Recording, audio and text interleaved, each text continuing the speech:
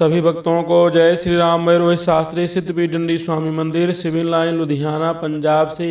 आइए आज हम शिव पुराण के द्वारा भगवान शिव का जो शिवरात्रि का पावन पवित्र महाशिवरात्रि का व्रत है उसकी कथा श्रवण करेंगे। जो कथा ब्रह्मा जी ने नारद से कहा है। ब्रह्मा जी ने कहा कि हे नारद, जिस तरह से गुणनिधि ब्राह्मण ने शिव रात्रि का व्रत कर आनंद पाया है वह हम वर्णन करते हैं। द्रुपदपुरी जो गंगा के तट पर है और जिसको कंपिला भी कहते हैं वह पुरी अति पवित्र है। वहाँ शिव रामेश्वर के नाम से और शक्ति कालिस के नाम से विराजमान है। वहाँ एक ब्राह्मण यज्ञ करने वाला यज्ञदत्त नामी रहता था। वह दीक्षित नाम से प्रसिद्ध हो शिव का बड़ा भक्त हुआ और राजा के द्वारा उसको बहुत सा धन और संपत्ति प्राप्त थी। उसकी स्त्री भी बड़ी धर्मवती और गृहस्थी के कार्य में चतुर थी।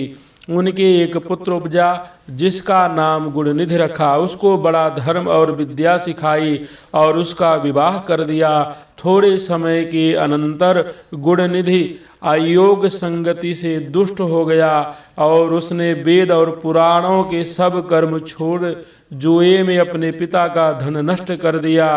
पर उसकी माता उसके दोष छिपा रखती और यज्ञदत्त इस बात को नहीं जानता था। यद्यपि माता ने अति नम्रता और प्यार से गुणनिधि को उपदेश कर शुभ मार्ग सिखाए पर उसने कुछ न माना। धीरे धीरे गुणनिधि बड़ा व्यभिचारी, चोर, दीवान करने वाला, चुंगुल और मांसभक्षी होकर अपने स्त्री को छोड़ पर नारियों से विहार करने लगा। यहाँ तक कि जितना राजा ने यज्ञदत्त को धन दिया था वह सब गुणनिधि ने उड़ा दिया। संयोग से एक दिन यज्ञदत्त ने अपनी अंगूठी किसी जुआरी के हाथ में देखकर उससे पूछा कि तुमने यह कहाँ से पाई है। जुआरी ने क्रोध से कहा कि मैंने चोरी नहीं की, तुम्हारे पुत्र ने जुए में हार गए हैं। तुम्हारा पुत्र जुआ खेलने वालों में अद्वितीय है। यह सुन यज्ञदत्त लज्जा से घर आए और अपनी स्त्री से पूछा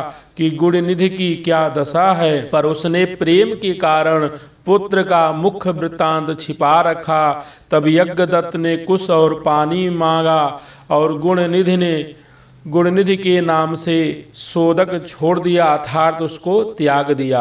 पर गुणनिधि की माता ने हाथ जोड़कर नम्रता से अपने पति को इतना समझाया कि वह गुणनिधि को घर रखने में कुछ राजी हुआ। पर जब गुणनिधि ने अपने पिता के क्रोध का यह हाल सुना तो रोते पीटते पिता के भय से भाग गया। जब चलते चलते थक गया तो बैठकर सूर्य के अस्त होने तक बराबर रोता रहा। संयोग से वह शिवरात्रि का दिन था। जैसे कि चारों वर्ण में ब्राह्मण, तारों में चंद्रमा, नदियों में गंगा, शिव भक्तों में कृष्ण, वेदों में सामवेद, मंत्रों में प्रणव, देवियों में शिवरानी और पुराणों में भारत है, तैसे ही व्रतों में महाशिवरात्रि है। निदान उस दिन एक शिव का परम भक्त शिव रात्रि व्रत धारण किए हुए असंख्य भक्तों को साथ लिए पूजा की बहुत सी सामग्री सहित उस मार्ग से आ निकला जहाँ गुणनिधि थक कर बैठा था। जो कि गुणनिधि बहुत ही भूखा था। उसने उत्तम व्यंजनों की सुगंध पाकर मन में यह बात ठहराई कि जब यह लोग खाने की चीजें शिव को चढ़ाकर अचेत होंगे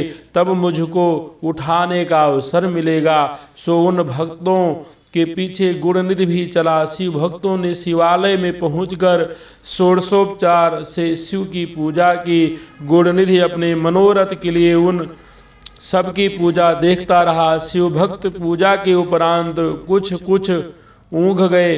हल्के नींद में हुए गुणनिधि सबको सोता हुआ जान शिवालय के भीतर गया और धीरे धीरे पग रखते हुए चाहा कि शिव का नैवेद्य उठा लें, इस बात के लिए कि जिसमें भोजन देख कर चुरावें उससे अपने शरीर के वस्त्र से एक टुकड़ा फाड़कर एक बत्ती बनाई और उसको जलाकर शिव के ऊपर से भोजनादि ले लिया।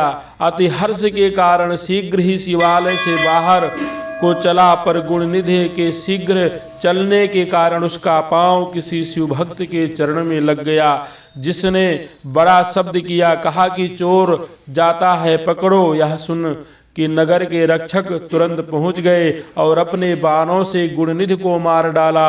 गुणनिधि और जन्म के पुण्य के कारण शिव की नैवेद्य खाने से बच गया। जो मनुष्य प्रसाद छोड़ शिव जी का नैवेद्य खाते हैं, उनको बड़ा दुख होता है, जैसे कि सब वेद और पुराण इस बात को लिखते हैं। निदान यमराज के गणों ने आकर गुणनिधि को बांध कर चाहा कि यमराज के सामने ले जावें। उसी समय शिव ने अपने गणों को बुला सब वृत्तांत के बताने के अनंतर आज्ञा दी कि गुणनिधि को यमराज के प्यादों के हाथ से छुड़ा दो, उसे हमारे पास लाओ, क्योंकि उसने महाशिवरात्रि का व्रत करके हमारी पूजा अपनी आंखों देखी और हमारा नैवेद्य खाने से बचा रहा। हमने उसको अपना सेवक बना लिया, अब वह नरक में नहीं जा सकता। यह व्रत सब व्रतों से मुझे प्यारा है। मुख करके जो महाशिवरात्रि के दिन हमारा पूजन देखता है, वह सबसे मुझे प्रिय है। उसने दीपक जला हमारे ऊपर अपने हाथ से आरती उतारी। इस समय वह कलिंग देश का राजा होकर फिर हमारे यहाँ आवेगा और निधिनाथ होकर हमारे मुख मित्र के नाम से विख्यात हो आनंद पूर्वक रहेगा। जो शिव के गणों ने जाकर गुणनिधि को यम के दूतों से वार्तालाप कर छीन लिया और शिव के समीप ले गए। गुणनिधि कलिंग का राजा होकर दम के नाम से प्रसिद्ध हुआ। फिर शिव की कृपा से निधिपति हो शिव का निज मित्र हो गया। इतना कहकर श्री ब्रह्मा जी बोले कि हे नारद, कदाचित यह व्रत भूल से भी होवे तो भी इतना फल मिलता है जितना कि ऊपर कहा गया है। बोलो शंकर भगवान की जय। जो भी भक्त हमारे चैनल पे नए हैं, जो हमारे चैनल को सब्सक्राइब नहीं किए, हमारे चैनल को सब्सक्राइब करें, लाइक करें, शेयर करें। भगवान शिव जी का जो महाशिवरात्रि व्रत है अनंत फल देने वाला है। पुराणों में जिस तरह इसका महात्म वर्णन किया गया है, वैसे ही इसका फल प्राप्त होता है। आप श्रद्धा भाव से अवश्य रखिए और भगवान शिव जी की कृपा पात्र बनिए, उनकी कृपा प्राप्त करिए। आप सबका दिन शुभ हो। जय श्री राम।